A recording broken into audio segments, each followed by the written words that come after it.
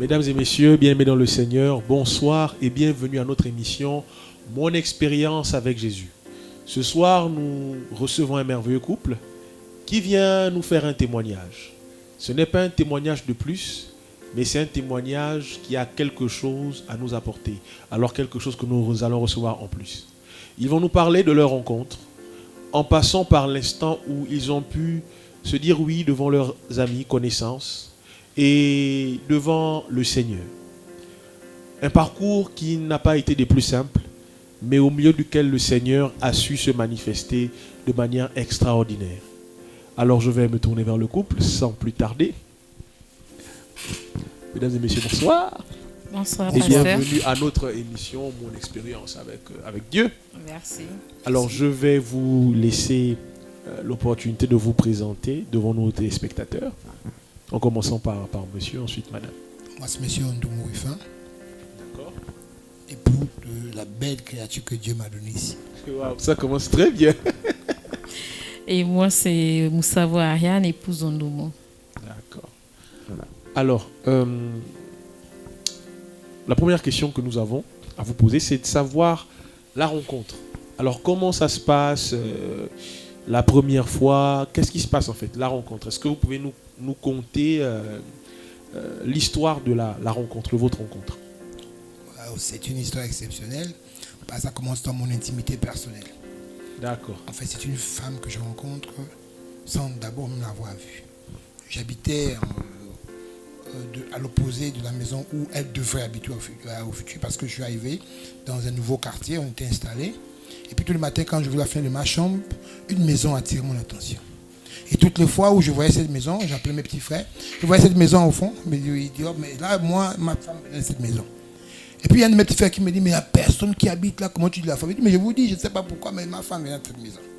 Je suis sûr de ça, je crois que c'est comme ça. Elle viendra de là, on est resté en gros près de 3 semaines avant de voir l'apparition de première personne, mais on ne voyait aucune jeune fille ou une femme pour dire, bon. Et puis il s'est moqué de moi. Il s'est moqué de moi, mes petits frères me disent, mais toi, dans ta maison en question où tu as eu la femme là, il y a que les mamans et les garçons là-bas. Je dis, ok, c'est pas grave.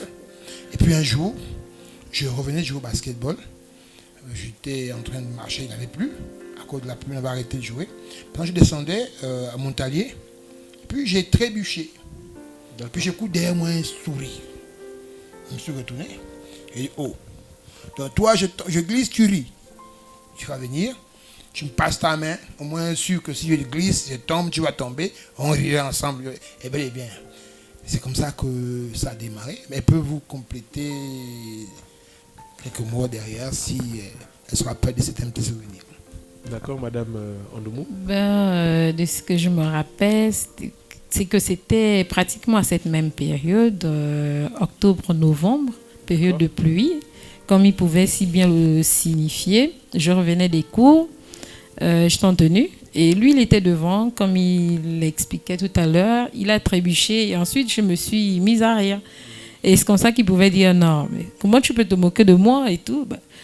Moi je pense qu'au lieu de te moquer de moi il serait préférable que tu me donnes ta main, comme ça au moins si je tombe au moins on tombe ensemble. Et comme par miracle j'ai pas hésité, je lui ai donné la main et nous sommes descendus ensemble et arrivé devant, c'est vrai qu'on s'est échangé des comment tu t'appelles et tout ça. Je me suis présentée à lui, lui aussi s'est présenté à moi et ensuite chacun a pris son chemin. C'est vrai qu'on a, au sorti de là, nous sommes restés pratiquement peut-être 1-2 semaines. On ne se croisait pas et jusqu'à ce qu'un jour on s'est recroisés et c'est comme ça que les choses sont parties. Et tout ça. Il faut avouer quand même qu'elle avait peur quand je donne la main. Elle a donné beaucoup plus à cause de la peur que du fait qu'elle voulait me débattre. Et puis, quand on se sépare, l'une des choses que je me souviens, c'est que j'avais un de mes amis, il était au Ouest Africain, il avait une boutique juste à l'angle de notre séparation. D'accord. Il s'appelait Si. Okay. Je lui ai dit, est-ce que tu connais la jeune fille avec qui je m'ai dit, je connais, c'est une bonne fille, il faut prendre. C'est comme ça qu'il me dit, il dit, c'est une bonne fille, elle est bien. Et comme c'est lui qui gardait un peu ce que j'avais comme argent et tout le reste, c'est comme ça que je lui ai dit, bon, moi je viens, donc tous les jours, je vais me camper là, dans l'espoir de la rencontrer, bien sûr. Et jusque-là, je ne sais pas qu'elle habite la maison où j'avais juré que j'aurais ma D'accord, ok. En fait, c'est-à-dire durant votre échange, quand la première fois vous vous voyez, elle ne donne pas vraiment des détails qui vous permettent de savoir que c'est la maison dont vous parliez avec vos frères. famille. Ah non. Ok, Aucun détail. J'étais juste comme ça, de façon intuitive. Et puis, mon ami commence à m'encourager. Il dit non, mais c'est bien. Moi, j'ai vu, elle vient d'arriver au quartier. Elle n'est pas un peu comme les autres là. C'est l'école. Elle est tranquille. Bah, en tout cas, fonce. Et c'est comme ça que je venais maintenant camper tous les soirs. Et quand elle est revenue de temps en temps des cours, elle prend des jus. Bon, c'est la TAP, la technique d'approche. On a commencé. Et c'est comme ça que les choses ont commencé progressivement à se mettre en place.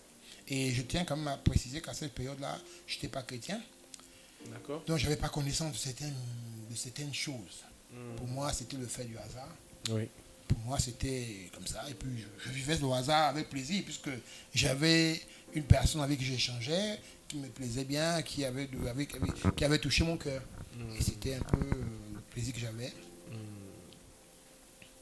Alors, moi, la chose qui m'intéresse dans l'histoire de votre rencontre, c'est vraiment le détail. Donc, le détail dont parle votre époux en disant que il voit la maison, il n'y a personne, mais il se permet de dire quand même que sa femme sortira de là. Alors que, après parler de ça, vous me signifiez que vous n'étiez pas encore chrétien. Non. Cela revient à dire vraiment que on a toujours cette conviction, nous, enfants de Dieu, que Dieu travaille uniquement avec nous, alors que ce n'est totalement pas vrai. Le Seigneur travaille même aussi avec les païens. Il engage un plan, le processus du salut, et parfois il y a des choses qu'on peut vivre en tant que païen. On se dit que c'est le hasard, mais c'est Dieu qui est en train de travailler. Et je crois donc que même avec les païens, Dieu a un calendrier bien spécifique qui fait qu'il y ait des choses qui se passent dans leur vie dont ils n'ont absolument pas le contrôle, mais c'est Dieu qui est déjà en train de travailler en fait. Oui, pasteur, Exactement.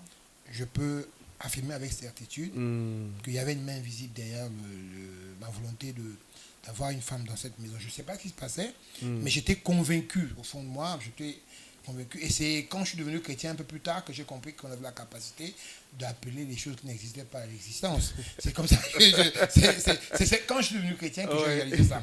Et c'est bizarre. À cette période-là, moi, je n'avais pas besoin de petite amie parce qu'en fait, j'avais une expérience avec plusieurs amis étant basketteur.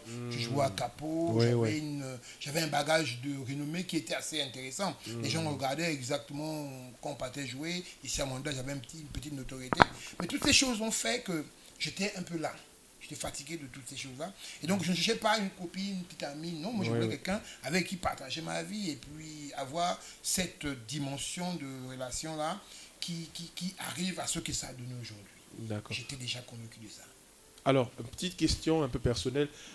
Quand vous étiez une star du basketball à vos années lycée, c'était quoi le petit nom qu'on vous avait donné? Bon, quand je jouais au basket à Mwanda, on m'appelait Scottie Pippen. Pour la petite histoire, un peu plus tard, quand je suis devenu coach, on m'appelait Coach Design. Coach Design. Puisque le nom est resté. Donc, on est quitté de Scottie People à Coach Design. Alors, c'était quoi Scottie People? Pourquoi Scottie People? Scottie Pippen, c'était le bras droit de Michael Jordan. Il jouait au Chicago Bulls. D'accord. Alors là, on en apprend beaucoup de choses dans cette émission. Alors, en revenant vraiment sur le sujet, j'aimerais savoir à quand le déclic? Vous vous êtes rencontrés, c'est vrai, mais il y a toujours cet instant où on se dit c'est vrai, c'est bon, je m'engage, ou encore on est réticent. Vous avez signifié que vous ressentiez un peu la peur chez votre épouse, à l'époque qui était une voisine du quartier. Et voilà, à quel moment est-ce que chez elle le déclic, c'est vraiment lui? À quel moment chez vous le déclic, c'est vraiment elle? Voilà, on aimerait bien savoir. J'aimerais qu'elle parle. Ben, moi, je peux dire que le déclic, c'était ma grande sœur. Hein. Parce que oui, elle, c'est prénom Michel, elle vit à Port-Gentil. C'était ma grande sœur parce que après notre rencontre, c'est vrai qu'on se croisait souvent, généralement chez le boutiquier. Et du coup, j'ai dû me confier à ma grande sœur. Je lui ai dit non, c'est vrai, j'ai rencontré un gars, il apprend à Capot, il est en terminale et tout ça. Bon, en fait, je lui ai parlé de lui. Elle m'a dit non, mais ce serait mieux de me le présenter. Et comme ça, un jour, lui ai présenté à ma grande sœur. Et elle m'a dit non, mais apparemment, au premier approche, c'est un gars bien et tout ça. Moi, je ne sais pas pourquoi tu crains et tout. Bon, moi, de mon côté, en fait, je craignais le fait qu'ils viennent vers moi et me disent que non, ben, moi, je ne suis pas venue pour m'amuser. Je suis à la recherche d'une femme avec qui je veux partager ma vie. Donc, pour moi, étant jeune comme j'étais, je trouvais ça un peu... je ne sais pas comment expliquer ça. Pour vous, c'est pas, si je peux me permettre, c'est-à-dire pour vous, c'est pas encore le temps de vivre quelque chose de sérieux. C'est, je veux encore profiter un peu de ma vie, je suis jeune, voilà. Exactement, en fait, c'était un peu ça. Et du coup, ma grande sœur m'a tellement motivée. Elle m'a dit non, c'est quelqu'un de bien et tout. Et ajouté à ça, il y avait aussi ce petit côté généreux là. Ça, je ne vais pas mentir. Ce petit côté généreux, c'est vrai que lorsque je l'ai rencontré, je manquais pratiquement plus de rien. J'avais un peu tout ce que je voulais. Donc, dans mes petites... en tout cas, mes petits caprices et tout, il pouvait combler tout cela. Et du coup, au départ, je m'étais dit, bon, moi... je ne suis pas prête à m'engager. Je veux peut-être m'amuser un peu et ensuite, quand je serai fatiguée, je me casse. Voilà. Ouais. Et ma grande sœur me dit non, tu ne peux pas faire ça. Parce que déjà, un, c'est quelqu'un qui s'occupe bien de toi. Deux, il a bon cœur et tout ça. Donc, il faut éviter. Si tu sens que tu n'es pas prête à t'engager avec lui, ça ne sert à rien. C'est maintenant qu'il faut se voilà. Donc, il est nettement mieux que tu lui dises la vérité maintenant au lieu de t'engager et ensuite vouloir lui faire du mal. Bon. C'est vrai, au début, c'était un peu comme ça. Mais après, avec le temps, j'ai appris à l'apprécier. J'ai appris à l'aimer. Et c'est ce qui nous a conduits là où nous sommes aujourd'hui. D'accord. Oui, parce que à ce sujet, j'aimerais quand même ajouter une chose. Dans mon cas, j'avais des critères. Je me parlais à moi-même.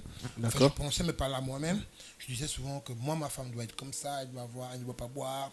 Elle ne doit pas être une femme très dispersée. Elle ne doit pas avoir un enfant. C'est-à-dire, je me suis donné des principes. Je le parlais mais quand dans ma chambre seule. Et non. Et puis, quand je rencontre mon épouse, elle répondait à tous les critères que moi j'avais désiré. J'avais déjà dans le secret annoncé. Et ce qui fait que moi j'ai pas eu le temps de chercher, à comprendre à quel moment je tombais. Moi c'est arrivé à partir du moment où on a eu le premier échange, quand elle m'a expliqué qu'elle habitait à la maison que je visualisais tous les matins. Quand elle m'a dit, je me suis dit, en plus la maison que j'avais choisie, j'étais heureux de l'annoncer à mes petits frères que je vous avais dit que pour moi ce serait là. Et puis bon, on est resté comme ça, Fortunin et tous les petits avec qui je vivais. On était là et puis on a commencé à se fréquenter. C'était vraiment, je ressentais ça en moi, vraiment que c'était la bonne personne. Et puis, moi j'étais déjà parti pour la relation. C'est vrai qu'à l'époque, en tant que païen, on pensait pas au mariage. Pour nous, la relation, c'est l'union libre. On vit avec une femme, on fait des enfants, puis on se gère en pépère. C'était ça le calcul que moi j'avais. Ce n'était pas vraiment comme Dieu l'a présenté. Il arrive au mariage et tout le reste. Et puis on est resté sur cette formule. On est resté sur cette formule-là. Et quand on est resté sur cette formule-là, c'est ce qui a fait que on se retrouve à vivre longtemps, vraiment avant de se marier. D'accord. Alors, pour la petite chose que je retiens, c'est que en écoutant votre épouse, c'est vraiment... il faudrait que les frères soient généreux. Il faudrait que les frères soient généreux quand même. Envers, ça joue quand même. Je crois que, parce que quand elle parle, je crois que le déclic, c'est aussi le bon cœur. C'est vraiment ce que je retiens, parce que le but de l'émission, c'est aussi édifier. Hein. C'est au travers du témoignage, c'est le bon cœur que vous aviez déjà à l'époque. Le fait que vous n'étiez pas fiancé, vous ne viviez pas avec elle, mais vous avez vous-même pris l'engagement de répondre quand même à certains de ses besoins.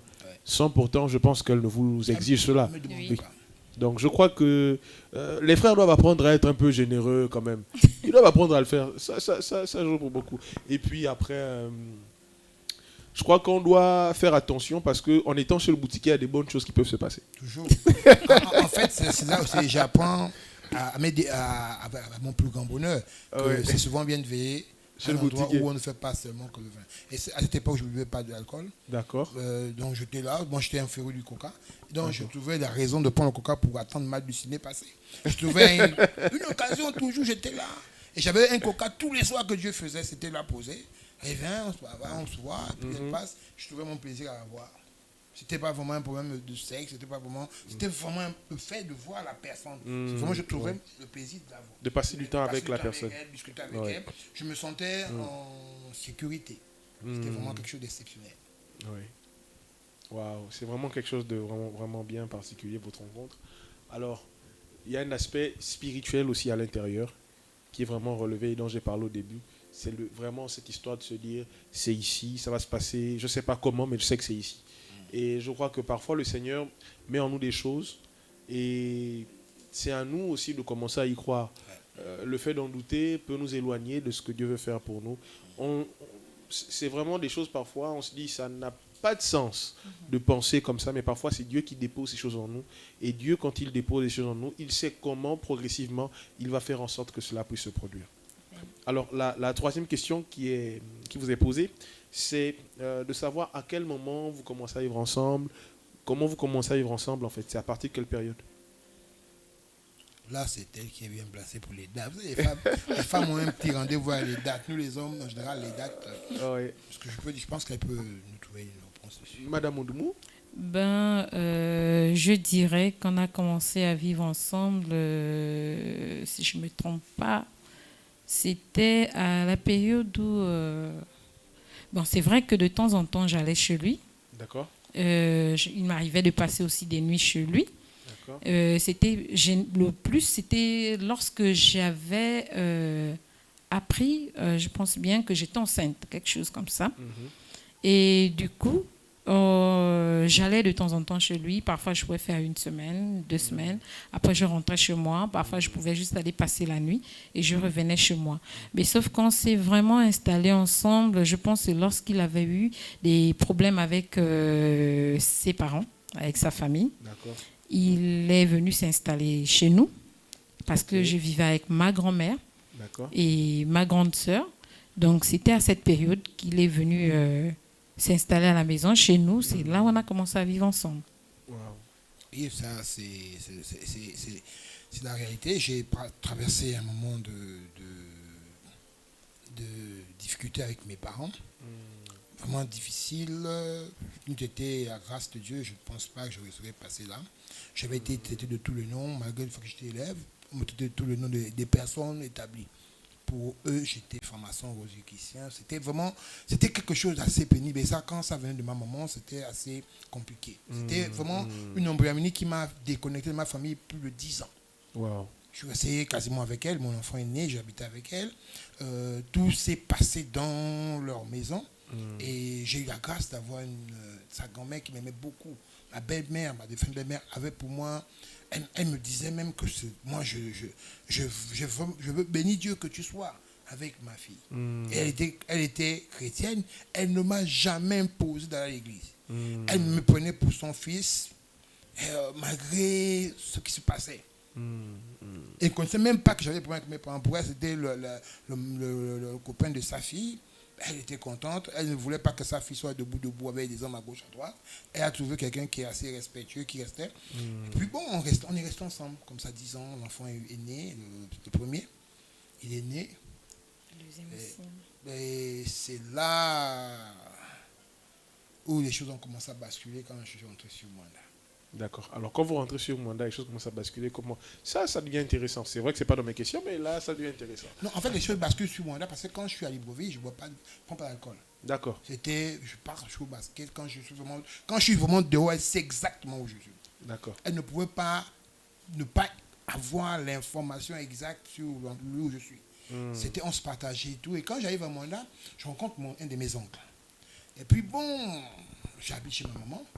Mais mon oncle, il a eu l'autorité sur moi. Et puis c'est comme ça qu'il commence à m'amener. Ma première bière, je bois avec mon oncle. Il m'amène au maquis. Il dit, on doit boire. C'est que tu es là comme ça, comme une femme. Et il me met la pression. Quand il me met la pression, je commence à boire. Et quand je commence à boire, je perds le contrôle quasiment de ma famille. Nous, c'était le fait que c'est une femme de destinée. Je pense qu'on ne serait peut-être pas ensemble aujourd'hui. Ces moments-là ont duré, c'est plus de 8 ans comme ça, avec les conséquences que vous connaissez quand quelqu'un boit le vin, il sort, il va en boîte. C'était vraiment compliqué. Donc, on a vécu comme ça, elle est venue me trouver en Mwanda, dans l'espoir que les choses s'arrangent, on est rentré, Derissa est arrivée, notre fille, elle est arrivée, elle est partie sur Libreville, les choses allaient de mal en pire. Et quand j'arrive à Libreville, là, la chose exceptionnelle, c'est que malgré le fait que j'ai changé, je bois le vin, je ne trouve pas dans le regard de mes beaux-parents, de ma grand-mère et de ma maman, quelqu'un qui me critique. Et là, je suis subjugué. Je ne comprends pas pourquoi est-ce que je prends de l'alcool, elle n'en prend pas toujours, elle est là, mais maman chrétienne, la grand-mère chrétienne, mais personne ne me dit, mais pourquoi est-ce que mon fils... Mais vraiment, je ne sens pas quelqu'un qu'on rembroue, qu'on juge. Oui, qu'on rejette. Je ne sais pas comment Dieu a fait le cœur de ces deux dames-là, mais ils m'ont pris comme j'étais. Juste me donner des conseils, que c'est comme ça que tu vas garder la femme et tout ça. Et puis ça a commencé à me donner des conseils. Après, comme les enfants grandissaient, j'ai commencé à prendre un peu de responsabilité, j'ai commencé à prendre conscience que j'avais des enfants qu'il fallait que je nourrisse. Puis je me battais. Mais dans tout ce qu'on fait là, je suis toujours dans les bagarres, je me bats, je me fais des bricoles à gauche, à droite. Quand je gagne, je l'apporte au maximum. Malgré le fait que j'étais indiscipliné, mais tout appartenait à ma femme. Tout était pour ma femme. J'étais, c'est vrai, dans cet élan-là, mais tout ce que je gagnais, je l'apportais vers ma future épouse, dans mon épouse actuelle. Et le reste, c'était vraiment la folie. Après, Dieu a fait grâce. Après, le reste, c'était un miracle. D'accord. Alors, Madame Mondoumou, comment vous vivez cette période? À quel moment vous venez vous installer avec lui à Mwanda? Et comment vous vivez cette période où un homme que vous avez connu, qui était assez responsable, qui ne consommait pas de l'alcool, et en fin de compte, vous réalisez que une fois sur Mwanda, sa vie bascule. Et quand sa vie bascule, c'est que c'est l'équilibre aussi de votre relation qui bascule. Comment vous vivez ça? Comment vous vivez cette période en fait? C'était une période assez difficile, je peux même dire traumatisante. Wow. Parce que sincèrement, ce n'était pas chose facile. Il m'arrivait de moments où je pouvais m'enfermer dans ma chambre, vu que c'est vrai qu'on était chez sa maman à la cité. Donc, il y avait des périodes où parfois il était dehors, il pouvait faire... lorsqu'il part, il ne te dit pas exactement où il est. Et parfois, il arrivait de ne pas rentrer. Donc, du coup, lorsque je me retrouvais seule dans la chambre, avec les enfants, je pouvais me mettre à pleurer et tout ça. C'était vraiment difficile. Le seul désir que j'avais, c'était de repartir à Libreville auprès de mes parents. Parce qu'il n'y avait que là-bas où je pouvais trouver le réconfort, où je pouvais trouver un peu de paix. Parce qu'à cette période, je ne priais pas. Je ne priais pas. Et du coup, je ne savais plus quoi faire. J'étais vraiment, vraiment à bout de mes forces. Il m'arrivait même de moments où je pouvais penser à l'impossible, donc à me faire du mal. Mais sauf que quand je regardais mes enfants, je me disais, mais si je me fais du mal, comment est-ce que ces enfants-là vont grandir? Qu'est-ce qu'ils vont devenir et tout? Donc, je pouvais puiser mes forces à travers leur regard. Parce que lorsque je me sentais mal, c'était vers eux que j'allais. Je les prenais dans mes bras, je pleurais avec eux. Et au sortir de là, je me sentais un peu plus forte. Mais à un moment donné, c'était devenu vraiment, vraiment difficile à gérer. J'ai préféré repartir à Libreville auprès de la famille. Et lorsque je suis repartie à Libreville, je pense bien, je l'avais laissé ici à Mwanda. Et il pouvait faire la navette, donc de temps en temps, il venait parce que je me rappelle qu'il était déjà coach à Manga Basket. Okay. Donc de temps en temps, lorsqu'ils avaient des matchs sur Libreville ou encore lorsqu'ils allaient à l'extérieur du pays, ils passaient souvent par la maison. Donc quand il arrive et tout, pour moi, c'est le père de mes enfants. Et puis, ça se limitait là. D'accord, donc ça veut dire que quand vous retenez sur Libreville, c'est comme un break que vous faites de votre relation? Oui, en fait, moi, personnellement, de mon côté, c'était comme un break. Parce que j'avais besoin d'une pause, histoire de me ressourcer. Est-ce que lui, c'est que ton pause ou la pause, c'est dans un seul sens? Non. La pause, c'était ça. Lui, il ne savait pas, en fait. Parce que, en fait, pour moi, c'était de peut-être dire que, je me retire de la relation. Et puis, il aura juste le temps de constater que là, c'est plus bon. C'est fini. Ouais. Voilà, c'était un peu ça. Oui, l'une des choses qui m'a plu dans ce moment, qui m'a émerveillé dans ce moment de douleur, c'est le moment que je regrette amèrement, c'est le fait que pendant toute cette période, elle est restée malgré tout quelqu'un d'assez de fidèles. C'est-à-dire que je pouvais venir à Libreville quand je veux, je n'en manque pas, je trouvais là. J'apportais, en fait, c'est là où j'ai compris qu'en fait, l'argent, ce n'est pas le plus important chez une femme. J'apportais les moyens, parce que j'étais à magasin, j'avais des primes toutes les fois, je me déplaçais, comme on gagnait beaucoup. D'accord. Donc, j'avais suffisamment d'argent pour donner. Mais sauf que, c'est vrai que j'avais senti que le regard avait baissé. Mais dans mon fond intérieur, je me disais, il faut que ça change. Mais je n'avais pas les forces pour que ça change. D'accord. Donc là, déjà, vous menez une vie. Vous avez conscience que la vie que vous menez a un impact sur votre famille. Oui. Vous reconnaissez que vous voulez bien que les choses changent parce que la femme, parce que vous aimez toujours, vous l'aimez toujours en fait. Et surtout mes enfants. Vous l'aimez, vous aimez vos enfants, mais vous vous rendez compte que la vie que vous menez sans le Seigneur est vraiment une vie qui a un impact néfaste. C'est vraiment ça. Ouais. C'est vraiment ça. Ce que, quand je vivais avec mon épouse, c'était du trauma. C'est-à-dire, je traumatisais la personne, pas parce que je voulais le faire, Oui. mais c'était par le style de vie. Il y avait en moi, c'est comme une forme de réclamation, je peux dire aujourd'hui. C'est avec en moi des gènes de ma famille qui sont remontés, tous les défauts que j'avais observés sur mes frères, sur mes aînés, tout le monde. C'était complètement, j'étais, on va dire, le miroir de tout ce que nous, dans notre famille, on sait faire. C'est-à-dire l'alcoolisme, tout ce qui est la vie de bar, des boîtes de nuit, ça c'était vraiment le truc. Et pourtant, c'est des trucs que j'avais connu ça avant de la croiser. Mais dès que j'ai remis pied à Mwanda, c'est revenu comme si Mwanda c'était le point de départ, ou bien c'était le lieu où ces choses-là se sont réveillées, où ils ont été plantées. Et n'attendait que mon retour pour pouvoir prendre possession. Pour déclencher ça. Voilà, et ça s'est déclenché comme ça. On est resté comme ça, c'était bizarre. On a vécu comme ça. Et puis après, je réussis, je réussis à quand même convaincre. Elle revient à Mwanda. D'accord. Et quand elle revient à Mwanda, c'est là où on reprend progressivement notre vie. Et ici arrive, on reprend. Elle monte à Libreville pour essayer de donner à l'enfant, en tout cas la grand-mère qui s'occupe de l'enfant. Oui. Ensuite, elle revient. Et les choses commencent à changer. Je commence à travailler à la mairie de Mwanda, avec le maire de Mangoy.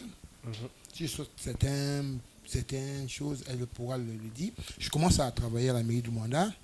Et petit à petit, je me dessaisis progressivement de l'environnement basket. Donc, je rentre dans un environnement plus ou moins professionnel. Professionnel, oui. Et puis, je crois qu'avant de Mwanda, c'était ces cadeaux. Bien. C'est Kagadis, quelque chose. C'est Kagadis, j'ai un de mes défunts amis qui me tout le boulot là-bas parce qu'en fait, je n'avais même pas pu le boulot parce que je cherchais le boulot. J'étais à Mwanda, j'étais dans mes où on n'a pas de compétition. Il me fallait trouver des joueurs pour mon fils. D'accord. Donc du coup, j'appelle un de mes amis qui était à Kagadis et on se bat, il me trouve la place. Mais dans une entreprise, Gabo Prix, je travaille à la direction de Gabo Prix à Soduco. Je suis au service informatique. Je suis là-bas, puis c'était pas mauvais, on se battait, mais Mwanda me réclamait.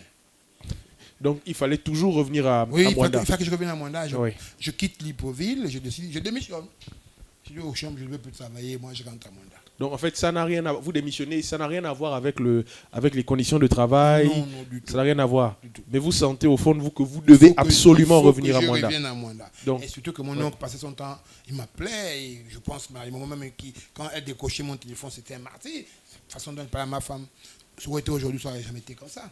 Il parlait comme il voulait. En fait, ça fait comme une forme de quelque chose. Comme une autorité, en fait. Comme une autorité qui était sur moi. Et quand il disait va à gauche, je vais à gauche. Je dis à droite. En fait, l'autorité, je pense qu'on vous entend parler, c'était pas une autorité simplement d'un oncle envers son neveu, mais c'était beaucoup plus spirituel aussi. Je crois qu'il y avait plus d'emprise spirituelle que d'emprise physique. Physiquement, c'était parce qu'il payait ma maison, il me donnait l'argent quand j'avais besoin. Si ma femme a une difficulté, il va donner. Mais au niveau spirituel, il y avait d'autres choses que je ne maîtrise pas. Wow. Et puis, on est resté comme ça. Mais comme on dit, tout ce que Dieu fait est bon.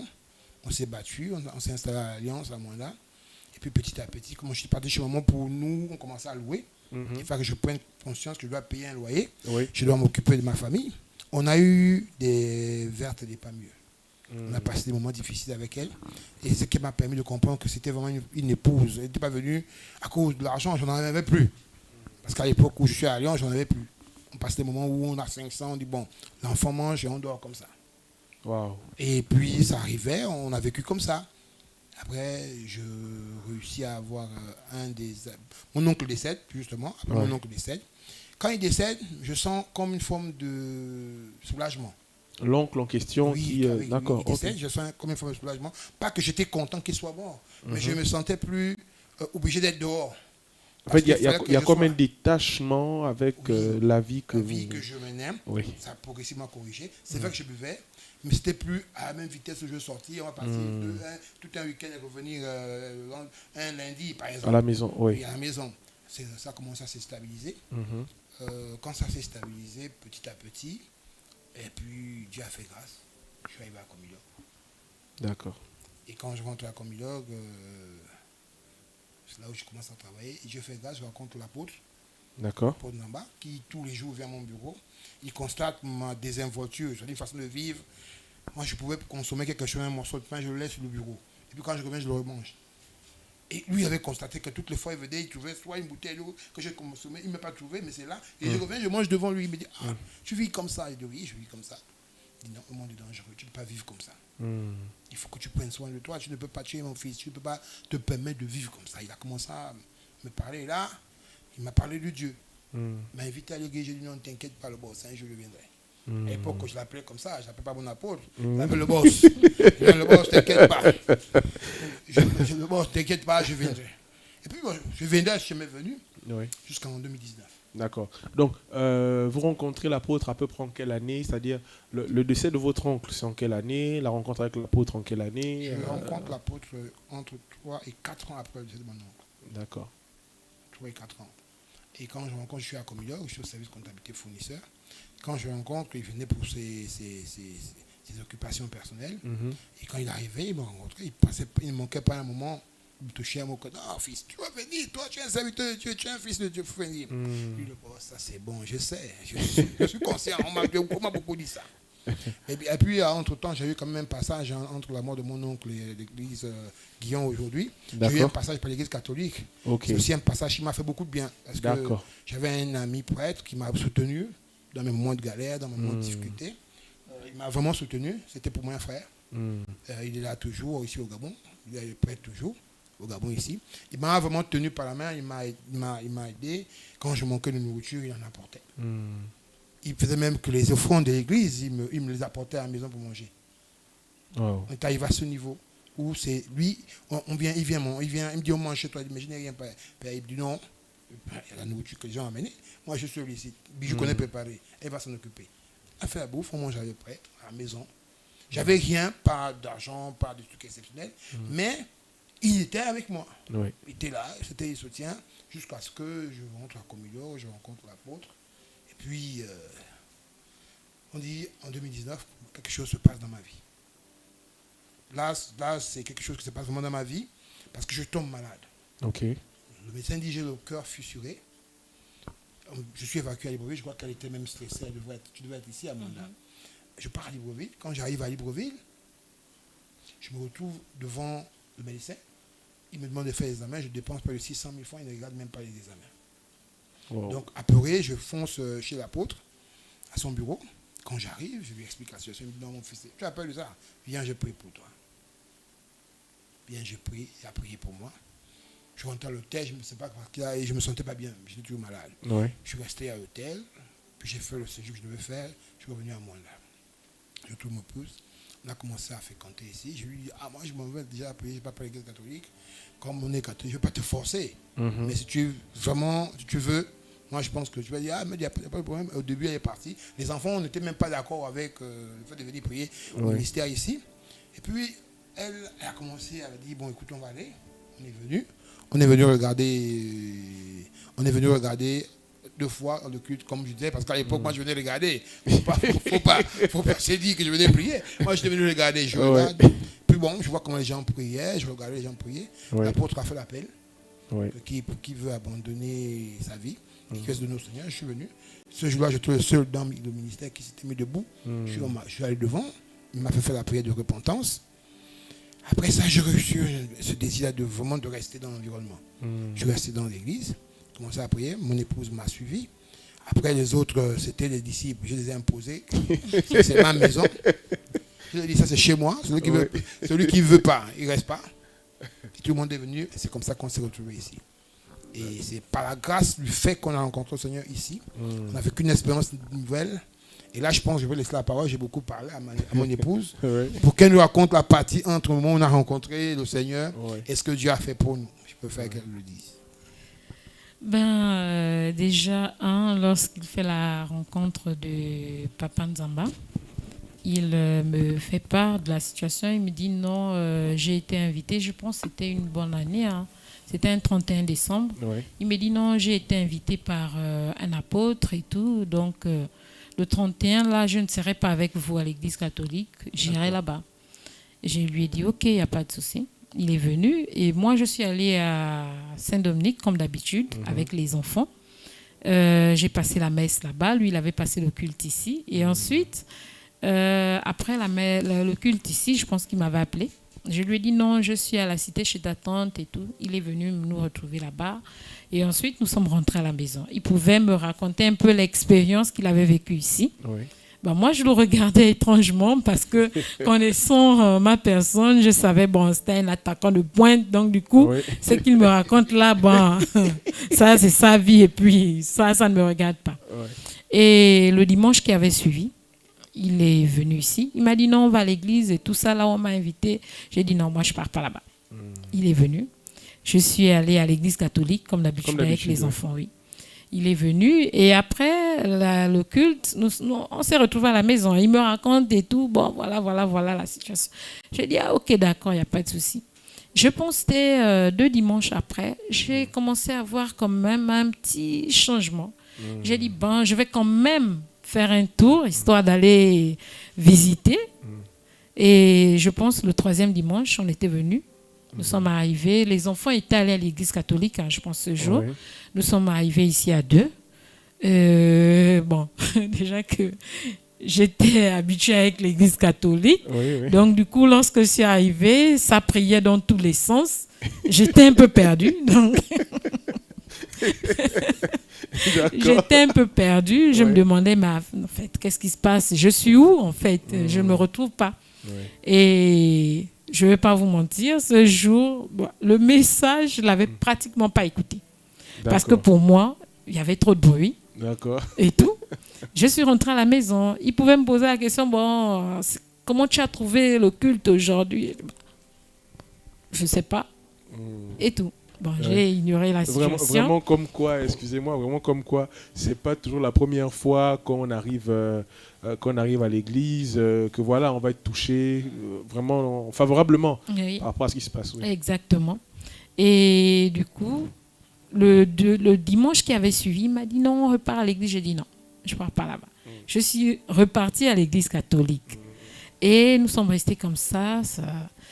Et par contre, ce qui m'avait encore plus motivé de pouvoir revenir, c'était ce petit changement que j'avais constaté en lui. Parce que j'avais constaté qu'il y avait quand même un peu d'amélioration comparé à avant. J'ai dit, je vais quand même aller rencontrer un peu ces dieux-là qui sont en train de commencer à faire des merveilles dans la vie de Rufa. Et je suis arrivée ce jour, c'était un dimanche toujours. L'apôtre était en train de prêcher et tout. J'étais vraiment attentive à la parole ce jour. Et du coup, les paroles qu'il pouvait libérer, sincèrement, m'avaient touchée. Déjà, avant ça, je pense que c'était la femme, c'est Maman Ati, en fait, la femme du pasteur, qui pouvait passer lorsqu'elle avait entretenu l'église ce jour-là, et elle pouvait mettre de l'accent sur le péché. Sur le péché et tout, qu'il fallait renoncer au péché, vivre la vie de repentance et tout ça. Mais par contre, j'étais à l'église catholique, on ne nous avait jamais évangélisé sur ce genre de choses en fait.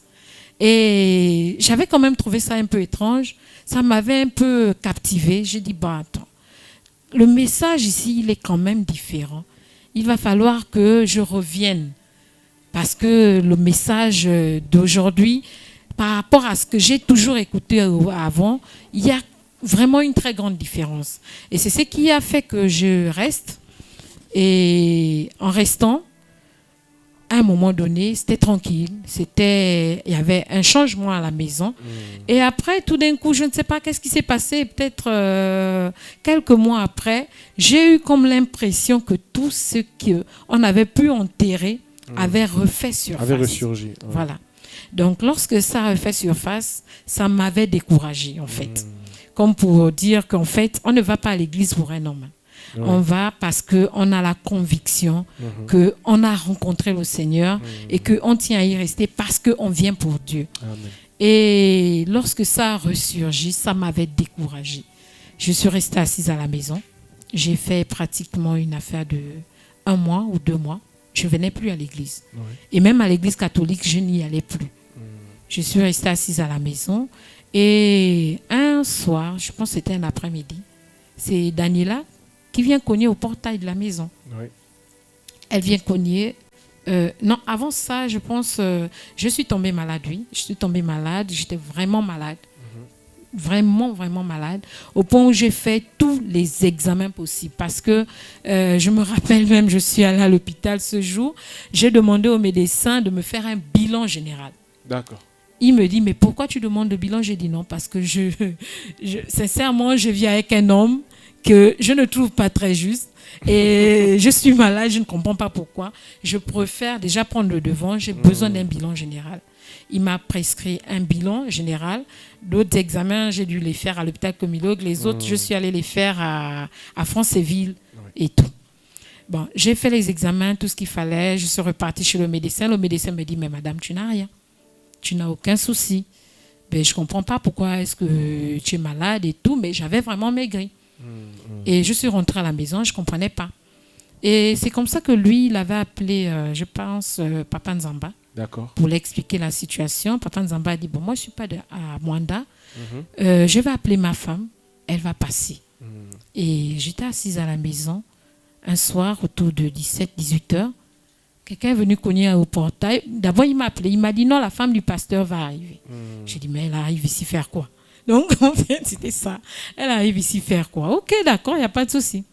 Elle est arrivée, elle était arrivée ce jour-là avec maman Sabine. Voilà. Elle est arrivée avec maman Sabine. J'étais allongée sur mon canapé. Lorsqu'elle est rentrée, elle m'a regardée. Elle a commencé à me blâmer, en fait.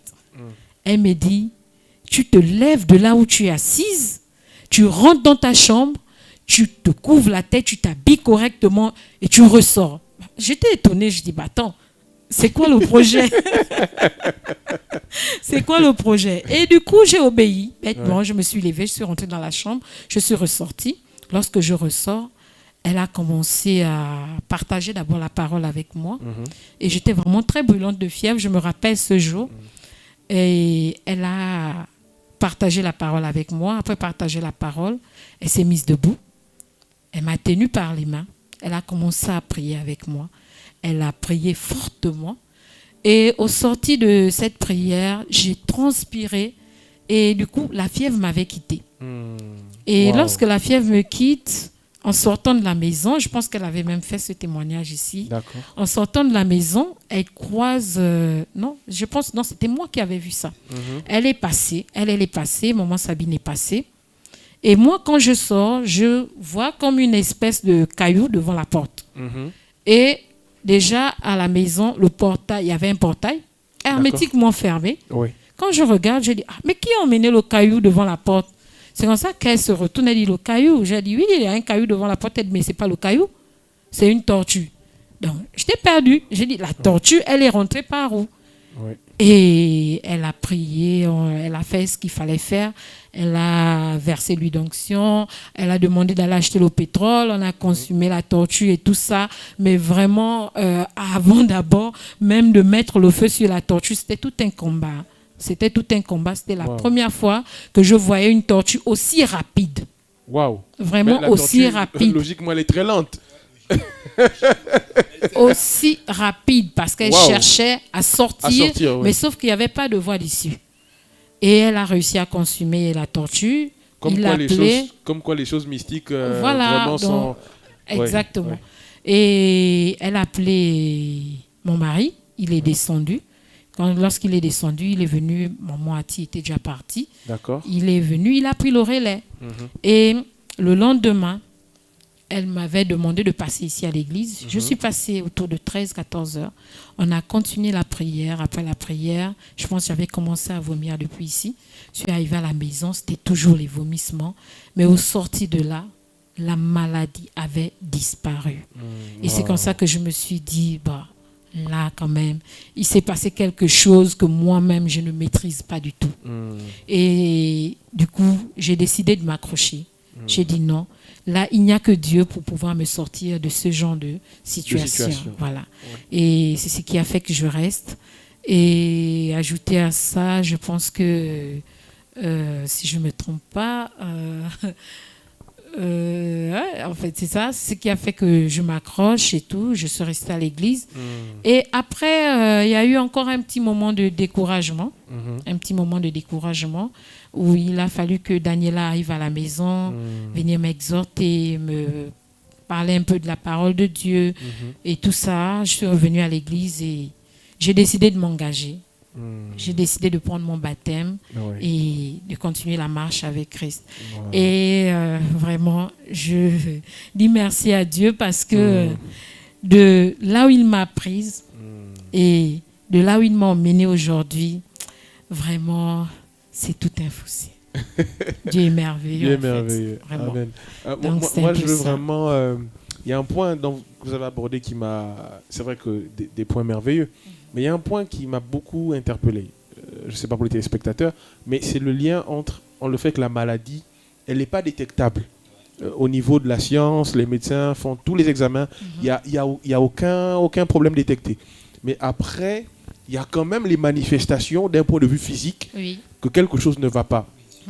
Après la prière faite avec la révérende et maman Sabine, après avoir prié pour vous, il y a l'apparition d'une tortue dans votre terrasse.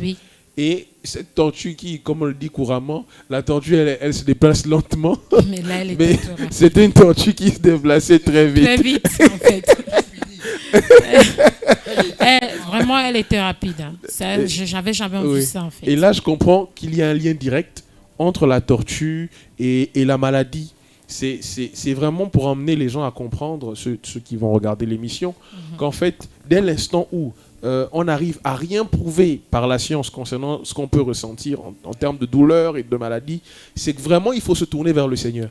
Parce que c'est après la prière que vous avez dit la fièvre elle a disparu et il y a eu la manifestation et l'apparition d'une tortue qui manifestement avait un lien avec ce que vous traversiez dans votre santé. Exactement.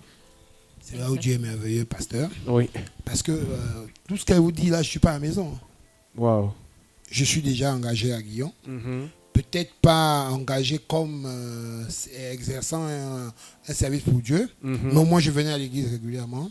J'assistais aux réunions.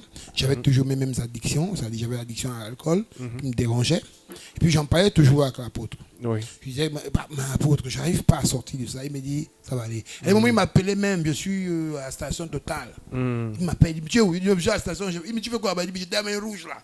Il me dit, un rouge, comment? Je l'appelle, il dit, tu vas arriver. Il dit, tu vas arriver comment? Il dit, tu vas arriver, je vais faire tout pour y arriver. Et j'y arrivais toujours, malgré le fait que j'avais consommé de l'alcool, j'arrivais.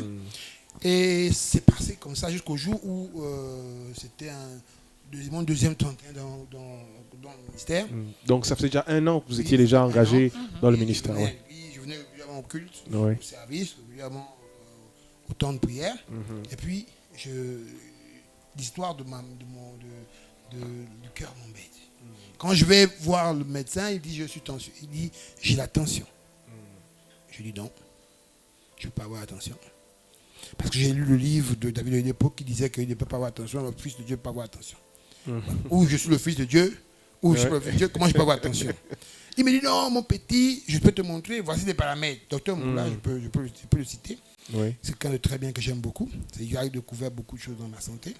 Et puis il vérifie, il dit non, là c'est bien, tu es à 18, 19 là. Et non, ça c'est pas possible. Et puis c'est comme ça, je dis, c'est pas pour, je me refuse cette proposition. Et puis on m'envoie à Libreville. Je vais voir un autre médecin, il me dit non, le cœur fissuré. Je repars chez la pause parce que, comme je dis souvent, c'est mon père spirituel. Toutes mes difficultés, j'en parle. Je trouve tellement de facilité à lui dire des choses.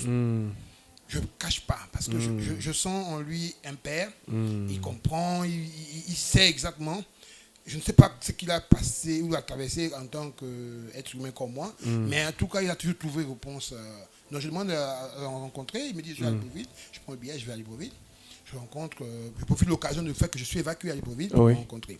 Il prie pour moi, quand je reviens, un 31 décembre ici, on est en train de parler, on est en train de prier, je ressens une douleur comme si mon cœur va me lâcher. J'ai tellement mal, un niveau où moi-même je sentais que non, là, il y a deux choses. Soit je meurs le matin, ou c'est dans l'église d'autrui. Donc mon plus grand souci, c'était qu'on termine le culte, je demande la voiture, je prends ma famille, puis je rentre à la maison, autant mourir à la maison que de mourir dans l'église d'autrui. Parce que là, c'est ce qui traversait mon esprit. Et puis je suis parti d'ici, je l'ai appelé, j'ai dit non, je ne me sens pas bien, je suis malade. On parle à la maison, je dis oui, tu sais que là où je suis là, si vraiment demain arrive là, c'est que je suis guéri. Je ne peux pas arriver demain. On a commencé à parler. Je lui ai dit, bon, je n'ai pas d'aide particulière avec les gens, je dois pas aux gens vraiment pas aux gens de l'argent. Je pense parce qu'il y a beaucoup qui me doivent, on m'a bavardé et puis on a dormi. Le matin, je me réveille, puis je marche de chez moi. J'avais même plus à marcher, j'avais des problèmes de respiration. Je marche de chez moi jusqu'au Carrefour. Je voulais faire des 100 pas pour souhaiter bonne année aux autres. Et puis je pars du Carrefour jusqu'à chez ma mère à la cité. J'avais laissé la voiture à la maison parce que je voulais essayer de voir si le cœur pouvait tenir. Puis, quand je suis venu, je me dis, bon, c'est fini, je suis guéri. Et de là, je n'ai plus jamais eu ce problème de tension. Je n'ai plus jamais eu ce problème de tension. Le problème du cœur fusilé, qu'on disait, plus jamais. Je n'ai jamais pris un médicament de tension. Je n'ai jamais rien. Et après ça, je rencontre, je laisse pas Mati. Elle me dit, il faut que tu te maries. Toi, tu te maries quand? Je lui parle de ma santé, ça va. Elle dit, il faut que tu te maries. En fait, elle fait la transition comme pour dire, ça c'est bon, Jésus a déjà réglé ça. Amen. La santé c'est bon. Maintenant, on a fini avec la santé. Jésus veut s'occuper d'autre chose. Et c'est là où on dit, les voies de Dieu sont insondables. Et puis, je suis là, j'ai à cœur de faire un tour au Chilo. Parce que j'ai rencontré, j'ai fait un tour au Chilo. Autour du Chilo. Au Chilo, c'est la même chose qu'on me répète. Il faut que les gens se marient. La soeur qui était avec moi me dit, mais toi, tu te maries quand? Tu es marié? Je dis, non, j'ai ma fiancée. Elle dit, l'année prochaine, je me marie. Je lui dis, on est à Canaland. Je lui dis, l'année prochaine, je me marie. Ok, donc ça veut dire que tu feras partie de tes mariages que l'évêque a annoncé. Je dis, mais l'évêque annonce là. Moi, j'ai ma maman là-bas qui a annoncé ça depuis mon an, que je dois me marier. Que je fixe la date. Quand je suis arrivé, on se retrouvait à papa et maman. Je dois ordonner la date. Mais pasteur, le plus important, ce n'est pas parce que je me suis marié à cette ravissante créature que Dieu m'a donnée. C'est une belle histoire. Je lui disais toujours, et je lui ai toujours dit, que je ne te mérite pas. Tu aurais eu un mari mieux que moi parce que je ne suis pas la personne qui aurait pu faire souffrir ton cœur. Parce que je n'étais pas vraiment l'homme. L'homme que Dieu t'aurait donné, ce n'est pas moi. Elle est aimante. Elle a ce qu'il faut pour qu'un homme soit heureux dans sa maison. Mais moi, malheureusement, je suis comme je suis. Je lui disais toujours, ne t'inquiète pas.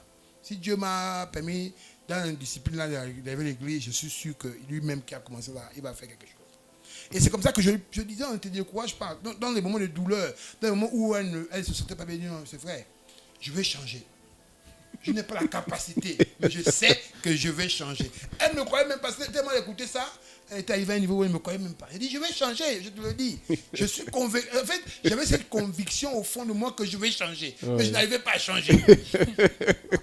Mais je ne faisais que dire, je vais changer, je vais changer. Et puis, c'est après mon mariage, pour la petite histoire, je vais vous raconter l'histoire du mariage, parce que le mariage, c'est encore une dimension où tu fais des choses que je n'ai point vues, que je n'ai pas vues. Quand je me marie, je décide de me marier, je n'ai même pas 100 francs dans mon compte. Je vis au jour le jour, à comment ça vient, c'est parti. Puis je lance le mariage comme ça. La famille me dit, je demande à la famille que je dois amener combien? Oh, toi-même, tu dois amener 5 millions. Il n'y aura pas de problème, j'aurai 5 millions.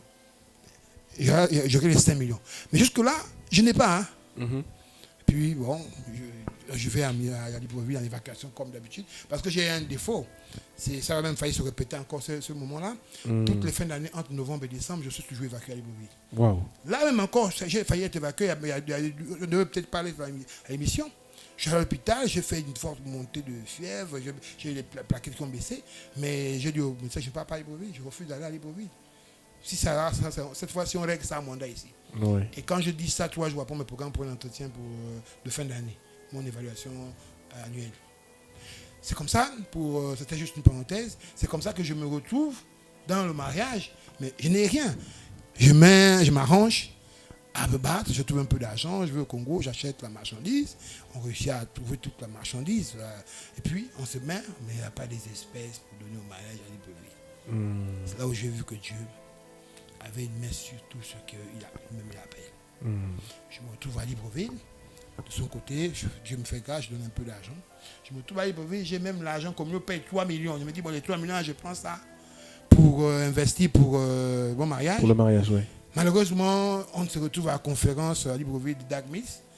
La conférence, là, on dit il faut s'aimer. Celui qui s'aime recevra. Là, comment le Gabonais, au lieu de rester tranquille, il va s'aimer. On a donné les enveloppes par niveau. Vous voyez, même je dis je prends ça, mais je ne serai pas à un niveau où moi-même je me sens que là, si je mets, c'est un niveau incroyable. Et puis j'ai pris une enveloppe. J'avais pas d'argent même avec moi dans les poches, même dans mon téléphone. Quand je prends cette enveloppe, le soir, quand je rentre à l'hôtel, en chemin, mon téléphone sonne, vous avez reçu 3 millions. C'est comme lui qui vit. Je dis, oh, maintenant il faut que j'aille enlever ça. Là, j'ai prévu, j'ai donné à Dieu temps. J'ai récupéré ce que j'avais prévu. Oui. Le montant j'avais prévu, j'ai récupéré. Une enveloppe, il dit demain matin, ça part. J'ai dit, je vais donner. Et puis après, je me dis, mais le soir, quand je suis en chambre, j'ai le front, puis je réfléchis, je dis, ah. Un gars qui s'est marié quelque part, il prend l'argent, tu gaspilles pour rien. Mais ça, c'est pas l'arnaque, ça. Donc, moi-même, je me parle à moi-même, je me réponds moi-même. Je me parle à moi, je me réponds. C'est un monologue entre l'argent qui est sur la table et moi. Ouais. Je trouve pas le sommeil jusqu'à pratiquement. Je dors, je trouve le sommeil, c'est quand je vais me retrouver au palais des sports. À la conférence. C'est là où j'essaie de dormir un peu. Ouais. Mais toute la nuit, non, je réfléchis entre l'argent, est-ce qu'il faut donner, est-ce qu'il faut pas donner. C'est-à-dire, il y a eu, avant que l'argent ne vienne, il y a un engagement pris vis-à-vis du Seigneur, l'engagement et tout. Et là, l'argent arrive. Et puis tout d'un coup, vous vous dites. Est-ce que c'est vraiment nécessaire de respecter encore l'engagement, sachant que j'ai déjà... le mariage qui a l'horizon, et Dieu dit que l'homme doit s'aimer. Il n'est pas bon que l'homme soit seul. Oui. Mais je ne sais pas encore pour qu'il faut que je ne sois pas seul. Je donne ça encore pour Dieu. Mais ça, là, il y a un conflit d'intérêts. Alors, je crois que... Alors, ce que je crois, c'est que parfois, quand on est dans des situations difficiles, on trouvera toujours des textes bibliques pour pouvoir soutenir. C'est-à-dire, quel que soit ce qu'on pense, on trouvera toujours des textes bibliques qui pourront soutenir notre type de pensée. Dans un sens, on prendra Malachie 3, verset 9, pour dire, oui, mettez-moi à l'épreuve et vous verrez si pour vous. Mais après, on prendra aussi justement le texte que vous dites. Voilà, il n'est pas bon que l'homme soit seul et tout, pour soutenir encore cette pensée. Mais c'est même là où le texte Malachie prend son sens dans ma vie. Parce qu'en fait, j'ai du mal à dormir. Et quand j'ouvre ma Bible, ça tombe sur Malachie 3. Mais je ne regarde pas Malachie 3 sur la partie 9. C'est le premier verset. D'accord. J'ai envoyé mon serviteur au devant de moi. Et quand je lis, on me dit donner de l'argent à Dieu et puis vous verrez s'il ne va pas ouvrir. Je dis bon, là, mon gars, je donne mon argent. Si tu ne trouves pas là, je sens que ça va se passer mal entre nous. Donc, comme ça, je prends le matin, quand j'arrive à la conférence, je fais ma sémence, puis je rentre. Mais quand j'attends l'argent, ça ne vient pas. Le mariage est pressant. Dans l'horizon, là, il flotte. Là, on est à combien de temps avant le mariage? Quand la conférence se passe autour du mois de novembre. Et puis, je suis à peu près à 5-6 mois de mariage. Parce que le mariage, c'est en août. D'accord. Okay. C'est en juin? C'était en juin. C'était en juin, juillet. Juin-juillet, la conférence. Oui. Oui, c'est en juin. C'était en juin. Oui. Et donc, on a quelques semaines. Je suis en gros à 2 mois, on va dire 2 mois de mariage. Le mariage se passe en quelle période? En août. En août. Oui, 2 mois quasiment, oui. C'est que je n'étais pas très loin du mariage. Oui. Et puis, j'attends, l'argent ne vient pas. Mais de l'autre côté, Bijou a ces combats qu'elle vit, mon épouse. Mais elle m'en parle, mais je ne parle pas du mien. Parce que le mien, là, ça, pour moi, c'est la partie exceptionnelle. Parce que je dis, si je n'ai pas, je ne peux pas m'en sortir. Bien sûr. Ma famille a essayé de cotiser, on a complété quelques marchandises, mais je n'avais pas l'espèce demandée pour le mariage. Pour le mariage. Je n'avais pas l'argent pour payer les amendes, tout ça. Et puis on arrive, la période où tu arrives. On démarre avec la marchandise ici, tranquillement pour Libreville. Quand on arrive à Libreville, j'ai Lestel avec moi, le petit Lestel, avec Babin. On est deux, on a le test, je dois casquer ça aussi. Mais j'ai dit, bon, c'est pas grave, pour ça, on va se débrouiller, on va s'en sortir. Lestel fait sa part, il me donne un coup de main sur le tel aussi, il prend une partie. On est là, on se bat, et puis il reste 3 jours avant la date fatidique. Je n'ai toujours même pas 5 000 pour le mariage. J'ai un peu d'argent maintenant pour manger, pour me balader, pour Oui. mettre un peu de carburant. Mais l'argent pour on dit, et ma grand-sœur me dit, demain tu dois amener l'argent à l'hôtel. C'était un mercredi, je me rappelle. Non, c'est pas mercredi, un jeudi. Un jeudi parce que je me marie le samedi, non. C'est un jeudi. Je dors. Non, c'est la nuit de mercredi à jeudi que je dors. Quand je dors, je fais un rêve, bon, on appelle ça un songe.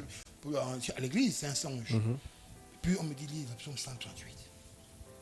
Quand j'ouvre les yeux, il est 3 heures du matin, je prends le psaume 138. Avant de prendre le psaume 138, je commence à pleurer seul. C'est-à-dire, je ne sais pas que je suis en train de pleurer parce que je veux pleurer. Mais je pleure parce que là, la chose me dépasse. Oui. Les larmes courent, je suis là. Et puis j'ouvre ma Bible, je tombe sur le psaume 138, je commence à le lire. Quand je le lis, mon esprit s'apaise. Je trouve le sommeil. Ce sont les jeunes, les babins qui viennent me réveiller. En temps souvent, c'est moi qui les réveille parce que je priais tous les matins en 5 heures avec la famille. Mais ce jour-là, je ne peux pas 5 heures. C'est de 3 heures à 4 heures. Quand j'ai dormi là, c'est à 9 heures qu'il vient me cogner. Oh, mais comment on ne bouge pas? Je dis, on va bouger. Là, je me réveille, je me rends compte que je n'ai toujours pas l'argent. Mon téléphone sonne. Quand mon téléphone sonne, c'est une jeune stagiaire qu'on a ici. Nous sommes à quelques jours, combien de jours avant le On a mariage? 2 jours. 2 jours. Donc le on a mariage. jeudi. D'accord. Vendredi, c'est le dernier jour. D'accord. Samedi, c'est le mariage. Samedi, c'est le mariage. Donc là, nous sommes à jeudi maintenant. On a jeudi. D'accord. Donc jeudi matin, mon téléphone sonne à 9h. C'est une jeune fille qui est ici qui me dit non, mais comment tu peux partir au mariage? Toi, tu es un grand bien. Tu vas au mariage, tu me dis pas, je vais me mettre aussi ma passe. Même si c'est 10 000, c'est beaucoup. Il dit, amène ma fille, que Dieu te bénisse. C'est tout que je lui ai dit, que Dieu te bénisse. Envoie, tu connais le même numéro, tu appelles là. Il me dit, ok. On sort de la chambre. Quand on sort, on prend les escaliers. Mon téléphone sonne, 500 000 tombent sur mon compte. C'est pas le salaire. Je ne sais pas d'où les 500 000. On marche, le pasteur Fernand. Il vient me trouver un de mes amis d'enfance, le pasteur à Libreville, je vous l'avais présenté une fois. Pasteur. Bien sûr. Et puis je suis en train de sortir, il me dit, oh, tu es aujourd'hui sur l'hôtel. Il dit, ok, on va s'asseoir à café, on mange. Pendant qu'on est en train de manger à café, je reçois 3 fois 500 000. Ça fait le premier 500 000 plus de 3 fois, ça veut dire donc je dis à d'autres calés. Oui, 2 millions. On est assis dans la café, t'es calé là. Oui. Mes amis m'appellent et me disent, oh, mais toi tu te maries, tu ne l'as pas dit. C'est comme ça que je dis à la grande, bon, j'arrive de donner l'argent. Quand je vais lui donner un peu plus. Elle me dit, bon, ok, vendredi, on se retrouve pour faire le point, décompter la marchandise. Et Bien sûr. Donc on vient vendredi, on décompte et tout ça. Je rentre à la maison tranquillement sans souci. Hein. C'est comme ça qu'elle me dit dans la nuit que non, on a oublié l'argent des amendes. Et mais, c'est quelle qualité d'oubli qui vient qu'au jour du bon mariage comme ça. Ça ne peut pas arriver un jour, d'autres jours que tu oublies le jour là. Le jour du mariage. Je me dis, bon, là, je fais comment? Puis mon esprit dit, appelle tel numéro. J'appelle le numéro. Le gars me dit, non, je suis obligé de ça. Il me dit, mais tu te maries, non, lui. Il dit, bon, bro, je t'envoie mon argent. Il envoie quelque chose. Il envoie 400 000. On est à samedi matin, jour du mariage. On est à quoi? 3 heures du mariage. Un de mes petits frères, Ahmed Londer, le mari d'une fille, il est même pasteur, je crois, à Bethany. Il me dit, quand tu es à moi, j'ai dit, oui, je suis à Libreville. Il me dit, pour ma participation. Moi, je n'ai pas eu le temps de te donner ça, mais viens chercher. Quand je viens, il me remet 500 000. Wow. Donc j'avais besoin de 700 000, je me trouve avec 500 000. Entre-temps, j'avais prévu faire un cadeau à mon épouse. Je ne voulais pas acheter le congélateur. J'ai dit, bon, il faut que, même si Dieu a montré qu'il est capable, si Dieu fait ça, que l'argent est là, je vais faire un cadeau exceptionnel à ma femme. C'est comme ça qu'on construit un cadeau, un bouquet d'argent. Puis on a conçu ce bouquet d'argent avec le peu qui nous restait. On est amené au mariage. Et par la puissance humaine de Dieu, ce mariage a été un mariage honoré de tous, des parents. Mais surtout que la main de Dieu m'a démontré que quand Dieu décide de faire quelque chose, il n'y a personne pour l'empêcher d'arriver à ses fins. Amen. J'ai des amis que j'avais perdus, que j'ai retrouvés ce jour-là. Wow. À mon mariage, c'était tellement des attaques. Il y avait tellement de pasteurs que je ne sais même pas pourquoi. À mon mariage seulement, bien que mes amis, ils étaient 5 pasteurs. Wow. Mes amis à moi, pasteurs, consacrés, pasteurs, ils étaient 5 là. Parmi les 5 là, un qui est un très haut calme, il est pasteur. Comme il peut pas il est venu au mariage. Le colonel est venu, le pasteur Fernand. Il y a eu tellement des pasteurs, sans compter le pasteur du côté de ma belle famille. Sans compter l'apôtre. L'apôtre était présent. Maman était là. Donc le chemin était bétonné. Tout était sécurisé. Sur le plan spirituel, Oui. on n'avait rien à craindre. C'est-à-dire, quel que soit ce que les gens voulaient faire, mais avec autant d'hommes de Dieu présents, Ça ne pouvait pas. oui, ça ne pouvait pas se produire. Et c'est comme ça que j'apprends les épopées de ma deuxième avec eux, des choses à ce niveau-là. C'était un mariage. Incroyable. C'était un mariage magnifique et incroyable. Ouais. Non, tu as quelque chose à partager? Non, c'est bon. J'ai pas grand-chose à dire. C'est Oui. juste dire que c'est vrai que une union peut commencer lorsque on est dans le monde, c'est vrai. Mhm. On a pu traverser les hauts et les bas, les difficultés et tout, mais lorsqu'on a rencontré véritablement Jésus dans nos vies, Mhm. il a tout changé, il a tout transformé. Et aujourd'hui, je vis un couple, je ne dirais pas parfait, mais je vis un couple vraiment tranquille parce que on a Dieu avec nous. Amen. Avant, lorsqu'on avait des petites incompréhensions, on pouvait se chamailler. Mais aujourd'hui, c'est plus le cas. Aujourd'hui, lorsqu'il y a une situation qu'on n'arrive pas à comprendre, on s'assoit, Mhm. on parle tranquillement et on trouve une solution. Et c'est ce que j'aimerais donner comme conseil aux gens, que c'est vrai, on peut être heureux dans une relation ou encore dans un mariage où on n'a pas Jésus, mais la paix qu'on ressent lorsqu'on a Jésus dans un couple, elle est vraiment différente de la paix qu'on peut ressentir lorsqu'on est dans n'a le pas monde. le Seigneur. Ouais. Voilà. Donc, c'est un peu ce que je voulais ajouter. Et juste histoire de dire aussi aux téléspectateurs, ceux-là qui nous écoutent et ceux-là qui nous regardent, qu'il est préférable de bâtir son foyer avec Dieu. Il est vraiment préférable de bâtir son foyer avec Dieu parce que lorsqu'on a Dieu avec nous, sincèrement, on navigue sur des eaux paisibles. Amen. Wow. Donc, c'était un peu ça que je voulais rajouter. Amen. Amen. Monsieur Ndoumou? Oui, bon, comme mot de fin, ce que j'aimerais partager avec les téléspectateurs, mes petits frères, on peut être perdu. Mais il y a une seule lumière qui nous appelle toujours. Et j'ai vu cette lumière sur mon chemin me ramener sur le droit chemin. Avant que je me marie, j'étais très colérique. C'est-à-dire que si ma femme fait quelque chose, je vais crier, tempêter sur elle. Ça, c'était inévitable. C'était quasiment systématique. Après mon mariage, je ne sais pas, une forme de sérénité s'est installée à moi. C'est-à-dire quand ma femme, même quand elle a fait quelque chose, je sais qu'à l'époque, ça, c'est un pugilat. Je lui dis, ouvertement, me dit, Sheila, quand même, tu es passé à côté sur ça. Oh non, je m'excuse. Et puis ça passe comme ça, comme du couteau dans du beurre. C'est quelque chose que je vis qui est exceptionnel. Je me retrouve depuis que je suis marié, ça fait bientôt 1 an et poussière, bientôt 2 ans. Je ne me rappelle pas m'être emporté avec ma femme comme à l'époque je me suis emporté avec elle. Je ne me rappelle pas. Peut-être que ça arrivait, mais emporté à un niveau où... Non. C'est des petites discussions de vie. Et je voulais apporter cette expérience aux jeunes. Qu'il y a un Dieu qui régit toutes choses. Et une chose que j'ai apprise avec le temps, c'est que Dieu ne regarde pas la qualité de l'individu que tu es. Ni au nombre de fois où tu t'es trompé, ni au nombre de fois où tu as raté la mort, parce que j'en ai raté plusieurs fois. Mais Dieu sait que quand il veut que quelqu'un soit dans sa présence, il ramènera la personne dans sa présence. Et que tous ceux qui n'ont pas les moyens ne regardent pas aux moyens, qu'ils osent te dire je suis prêt, je vais. Dieu, si est dans ce mariage, si Dieu c'est lui qui a mis dans ton cœur cette envie de faire le mariage, ce mariage aura lieu quand tu vas se marier. Amen. Toutes les fois où j'ai pris Dieu au contrôle dans ma vie, Dieu m'a montré qu'il a expérimenté, il m'a utilisé pour faire quelque chose, il a utilisé une relation pour me bénir, pour pouvoir régler tous mes problèmes. Depuis que je suis marié, depuis que j'ai rencontré Christ, Dieu vit de la grâce. Même les études de mon enfant, c'est la grâce. Pour qu'il aille en Turquie, c'est la grâce. Pour qu'il aille au Maroc, c'est la grâce.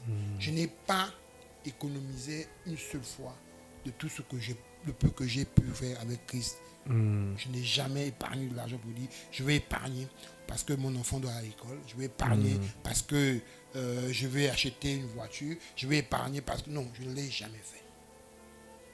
Mais je sais aussi une chose, que la parole qui m'a vraiment bouleversé, c'est Malachie 3. C'est pourquoi j'attache le puits à la dîme. Et je donne toujours une semence pour ma famille. Et même quand je donne une semence, c'est pas que je n'ai pas envie de partager ça avec ma femme. Je ne veux pas qu'elle pense que mon mari ose. Je lui dis, chérie, on va donner une semence pour notre famille à Dieu. Mais cette semence qu'on va donner, je ne te donne pas le montant. Parce que le montant peut peut-être te dire, quand on sera en galère, pour dire, tu as vu que tu as fait ceci. Et comme je n'ai pas envie, et que je crois que Dieu est capable de mettre en mouvement sa parole qui dit, quand la main droite donne, la main gauche doit ignorer. Amen. Elle est ma main gauche. Toutes les fois où je veux donner à Dieu pour notre famille, elle ne sera pas au courant. Mais si on fait une semence pour elle et moi pour donner à Dieu, elle sera au courant parce que notre semence à nous. Et quand c'est pour la famille, c'est moi le Père, c'est moi qui donne. À hauteur, ce que Dieu me met à cœur. Et je conseille les jeunes d'expérimenter la libéralité. Amen. J'ai été touché par la parole de 2 Corinthiens 9. C'est 2 Corinthiens 2, 9, je crois, c'est ça. On dit Dieu donne la sémence au semeur. Au semeur. Amen. Le mariage, c'est un don de Dieu, mais pour obtenir un mariage, il faut savoir s'aimer. J'ai eu cette femme exceptionnelle parce que Dieu, au départ, m'a donné un esprit de libéralité. Je savais donner sans... Je ne sais pas refuser de donner à quelqu'un. Pour même certaines personnes de la famille me prennent pour que leur... pour une blague, mais je ne donne pas parce que je pense à eux. Je pense que Dieu m'a donné la capacité d'avoir ce que certainement quelqu'un a besoin. Vraiment que les jeunes se fortifient. Le mariage ouvre une paix, une grâce et donne surtout une intimité progressive avec Dieu. Amen. Alors, vraiment, vous avez un témoignage extraordinaire et je ne vous le cache pas que j'aurais voulu rester encore avec vous parce que je ne vous cache pas que j'ai d'autres questions. Mais je crois par la grâce de Dieu qu'on aura l'opportunité à nouveau d'être sur ce plateau pour pouvoir encore aborder le sujet des témoignages. Mais vraiment, ce que je retiens avec vous, vos témoignages ce soir, c'est que le Seigneur a un plan pour chacun d'entre nous. Amen. Et que le plan de Dieu ne concerne pas seulement ceux qui sont déjà dans sa maison, mais même ceux qui sont encore hors de la bergerie. Amen. Il a déjà un plan pour nous. Et parfois, on va marcher, on va se sentir indigne parfois d'être au milieu des enfants de Dieu. On va se sentir peut-être incapable de vivre une vie avec Christ. D'être peut-être, excusez-moi du terme, peut-être trop sale pour s'approcher du Seigneur. Peut-être nos vies sont déjà tellement détruites qu'on se dise c'est pas possible. Mais je crois par vos témoignages encore que Dieu fait toutes choses selon son plan et que quel que soit ce qu'il y a eu à se passer hier, il est le Dieu qui restaure. Amen. Il est le Dieu qui restaure, le Dieu qui s'est repositionné et qui sait même, lorsqu'on pense que c'est la fin de toute chose, donner un nouveau départ, permettre à ce qu'on puisse avoir un nouveau départ, un recommencement, un espoir nouveau, un nouvel élan. Et pour dire que maintenant, je crois que je vais écrire une histoire nouvelle. Et je crois que votre passé sans le Seigneur est vraiment quelque chose de fort qui vient pour montrer une différence entre ce que nous étions avant et ce que nous sommes aujourd'hui. Amen. J'aime à le dire chaque fois que je suis avec quelques personnes, chaque fois que possible, dire que la place des miracles ne peut se trouver qu'au milieu des difficultés. Amen. C'est parce qu'il y a des difficultés que le miracle a sa valeur.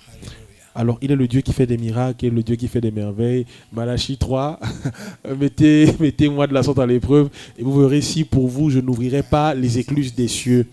Et 2 Corinthiens 2, verset 9, il est le Dieu qui donne la semence au semeur et qui donne aussi du pain en abondance, oui, pour que le semeur ne puisse manquer de rien.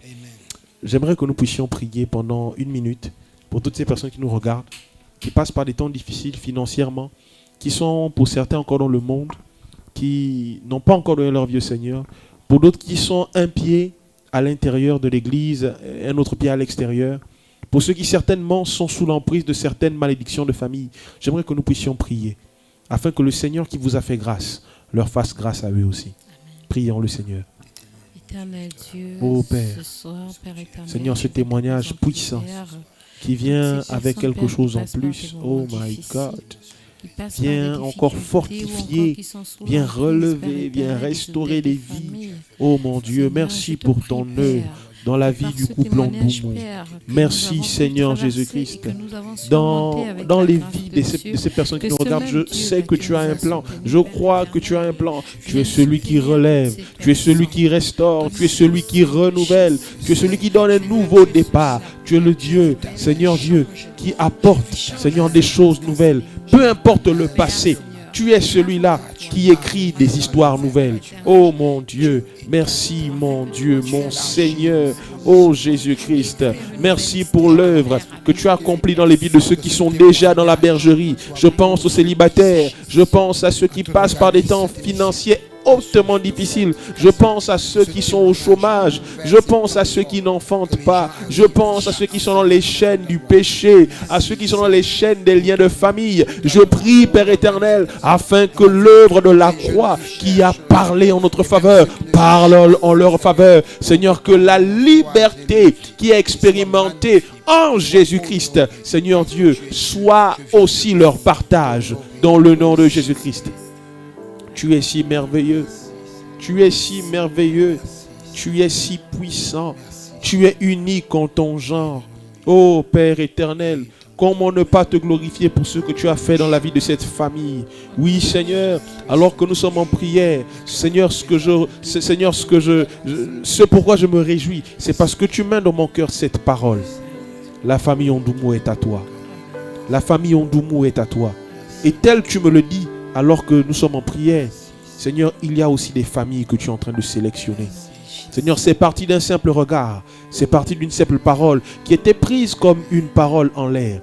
Mais Seigneur, je sais que tu es celui-là aussi qui constitue les familles, pas sur la base du hasard, mais sur la base de ton plan. Merci Seigneur de ramener à toi ceux qui sont perdus, de restaurer les vies de ceux qui sont brisés, de donner un nouveau départ à ceux-là qui semblent perdus. Seigneur, alors qu'ils ont parlé aussi des miracles de guérison, opère la guérison dans la vie de tous ceux qui sont malades, qui nous entendent, qui nous suivent dans cette émission. Seigneur, la guérison est possible avec toi. La guérison est possible avec toi. Merci Seigneur Dieu pour toutes ces âmes, pour toutes ces âmes, pour toutes ces vies. Que ta puissance se déploie maintenant alors que je suis en train de prier. Pour ces âmes, pour ces vies, que ta puissance se déploie. Le même Dieu qui agit dans ce couple, agit dans les couples de ceux-là. Seigneur, alors que les deux étaient ensemble dans le monde, Seigneur, je prie pour des couples qui sont encore dans le monde actuellement. Seigneur, mais que tu gagnes à toi. Tu gagnes le père de famille, tu gagnes la mère de famille et tu gagnes même les enfants. Merci pour ces familles qui sont sauvées. Tu es le Dieu qui ne travaille pas avec un homme, mais qui travaille avec les familles. Tu as dit à Abraham, toutes les familles de la terre seront bénies en toi. Merci de gagner encore les familles. Que la gloire soit à toi. L'honneur te revienne à toi. Pour ce que tu as fait ici dans cette famille. Et pour ce que tu vas encore faire dans les vies de ces familles. Dans le puissant nom de Jésus. Amen. Amen. Bien-aimés dans le Seigneur, nous sommes arrivés au terme de cette émission. Et nous croyons par la grâce de Dieu que tout ce qui se dit sur ce plateau est en bénédiction pour tous ceux qui suivront cette émission. Peu importe le temps, peu importe les circonstances par lesquelles vous allez passer, Jésus a un message pour vous. Mon histoire avec Dieu, mon expérience avec Dieu, mon témoignage, ma victoire. Alors, nous vous donnons rendez-vous pour le prochain épisode de mon expérience avec Jésus. Nous vous aimons et nous vous attendons encore beaucoup plus nombreux. N'oubliez pas de liker, de commenter, de partager. Et le Seigneur fera encore au-delà de ce qu'il a fait dans ce merveilleux couple. Dieu vous bénisse et à la prochaine.